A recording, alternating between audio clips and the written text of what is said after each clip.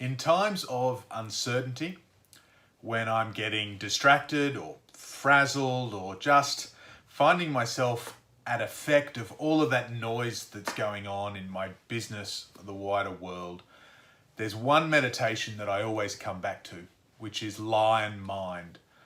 I've actually got a little mantra sat next to me here at my desk as a constant reminder of the power of lion mind as a choice that I have to make. And so I wanted to share that meditation with you in this simple little video, and I would invite you to join me on this meditation wherever you're sat, resting. Uncross your legs, unfold your arms, slow down your breathing, close your eyes. And imagine yourself sat in front of a puppy. A small, active, very energetic dog looking up at you, staring up at you, because in your hand you're holding a bone, a big juicy bone. Now, how's that puppy sat? It's probably not sat very calmly. It's squirming a little bit. Maybe it's even jumping up and down, running around in circles. If you wave the bone, how does that dog react? It follows the bone with its eyes. It follows the bone with its head. It follows the bone with its entire body. And if you were to fling that bone off into the corner of the room, the dog would turn, the dog would chase it, the dog would go running over there. In fact, you could keep the dog occupied all day, taking the bone, throwing the bone, waving it around, distracting the dog from whatever it is that it might otherwise want to be doing. If you just take a deep breath and exhale and picture instead that sat in front of you is a lion. How is the lion sitting? It's not bouncing around, running around in circles, looking everywhere. And how is the lion responding to the juicy bone you've got in your hand?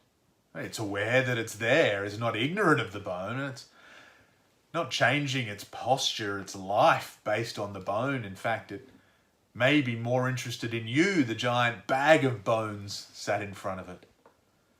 And if you fling that juicy bone over into the corner, how's the lion going to respond? Is it going to immediately leap to its feet and go running over to grab it? It knows the bone is there. Knows the bone is there if and when it wants it. Maybe it is more interested sat in front of you, keeping an eye on the big bag of juicy bones. And that animal, that creature in front of us, resembles our minds sometimes.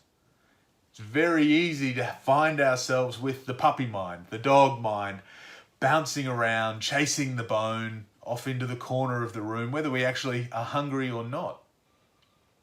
There is far more power in holding the lion mind. Be aware of the things that maybe you need to be aware of. You don't need to react. You don't need to respond in any way other than what you choose. And in times of great uncertainty, so much noise going on out into the world, I know that I can't control that noise. I can choose how I respond to it. I can choose whether I respond with dog mind or with lion mind. And so I would encourage you to also be aware that you always have that choice. Take one final deep breath. And as you exhale, push the palms of your hands together. Open your eyes. You have a lion mind. You have the choice and power. And when you sit with that focus, absent the noise and distractions of the uncertainty out in the world, you are much more powerfully placed to move forward in the direction that you choose.